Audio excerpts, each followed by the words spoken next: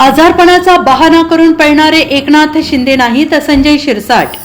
मुख्यमंत्री एकनाथ शिंदे यांची भेट घेण्यासाठी आलो होतो, सध्या ते आराम करत आहेत। विरोधकांनी तब्येतीचं खोटं कारण असल्याचा आरोप केलाय, तो चुकीचा आहे।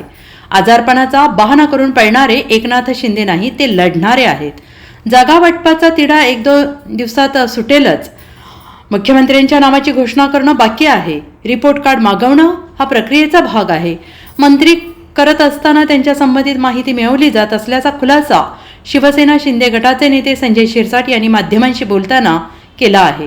मुख्यमंत्र्यांची भेट घ्यायला आलो होतो, तब्येतीची चौकशी करण्याचा करायचा प्रयत्न होता माझा, परंतु आता सध्याला त्यांच्याकडे डॉक्टर उपस्थित आहेत।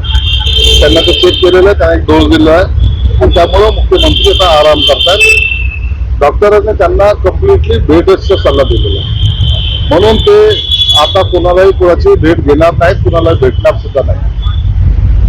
सर, जागा वाटपचा तिढा तयारी आझाद मैदानावर पाहायला मिळते। जागा वाटपचा तिढा हा फार किरकोळ गोष्ट आहे, तो आज किंवा उद्या सुटून जाईल।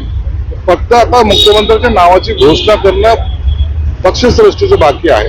त्यांनी ज्यांच्या नावाची घोषणा करेल त्यांचा शपथविधी हा त्यावेळेला होईल आणि त्याच्यामध्ये सर्वजण आम्ही सहभागी होऊ। अमित शहाकडून जे संभाव्य मंत्रिपदाचे उमेदवार आहेत त्यांचा रिपोर्ट कार्ड अमित शहाकडून मागवलं गेलं असं रिपोर्ट कार्ड मागवणं ही प्रोसेसचा भाग आहे। ज्याला मंत्री करायचं त्यांचे रिपोर्ट कार्ड मागवणं, संबंधित पोलीस स्टेशन कडनं सुद्धा म्हणजे एसपी असेल, सीपी असेल, त्या भागाकडून CID असेल, IB असेल, याच्याकडून सर्वांकडून त्याच्याबद्दलची माहिती ही मागवली जाते, दरवेळेला मागवली जाते। मग तशी मागवली असेल तर ते काही चुकीचं नाही, मागून नंतर व्हेरीफाय केल्यानंतर मंत्रिपदाची शपथ दिली जाते। काय तर मुख्यमंत्री उपमुख्यमंत्र्यांचं पद घेतील का किंवा गृहमंत्रीपर्यंत तेच अजून देखील कायम आहे?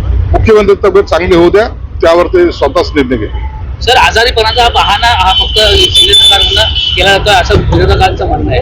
विरोधक काय म्हणतात, अहो एकनाथ शिंदे आहेत, ते असे आजारपणाचे बहाणे करून पळणारे नाही, ते लढणारे आहेत। Bureau report SBN Marathi, Thane.